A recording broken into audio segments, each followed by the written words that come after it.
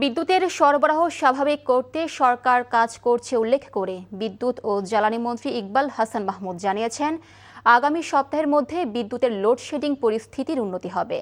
রাজধানীর একটি হোটেলে সিপিডি আয়োজিত সেমিনারে কথা বলেন তিনি। মন্ত্রী বলেন, মধ্যপ্রাচ্যে যুদ্ধ পরিস্থিতির কারণে জ্বালানি তেল আমদানির খরচ $2 বিলিয়ন পর্যন্ত বেড়ে গেছে। পাশাপাশি বিদ্যুৎ খাতে বিগত সরকারগুলোর রেখে যাওয়া 56,000 কোটি টাকা বকেয়া পরিশোধ করতে সরকারের হিমশিম খেতে হচ্ছে বলেও মন্তব্য করেন তিনি।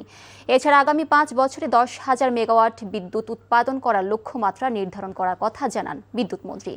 সেমিনারে দেশের নবায়নযোগ্য জ্বালানি খাতে দেশি বিদেশি বিনিয়োগ বাড়াতে সরকারের প্রতি আহ্বানও জানান বক্তারা। আশা করি যে আগামী সপ্তাহের মধ্যে বিদ্যুতের অবস্থা কিছুটা ইমপ্রুভ করবে। কিছু কিছু প্রাইভেট পাওয়ার জেনারেটর যারা আছে তারা আপনার পাওয়ার দেওয়া শুরু করবে। তাতে আশা করি যে আমার এখন তো প্রায় 1200 বা 1500 মেগাওয়াট আমাকে লোডশেডিং দিতে হচ্ছে, তখন আমি হয়তো 800-900-র মধ্যে নিয়ে আসতে পারবো। লোডশেডিং থাকবে, বাট মানে আপনার একটু আরাম হবে।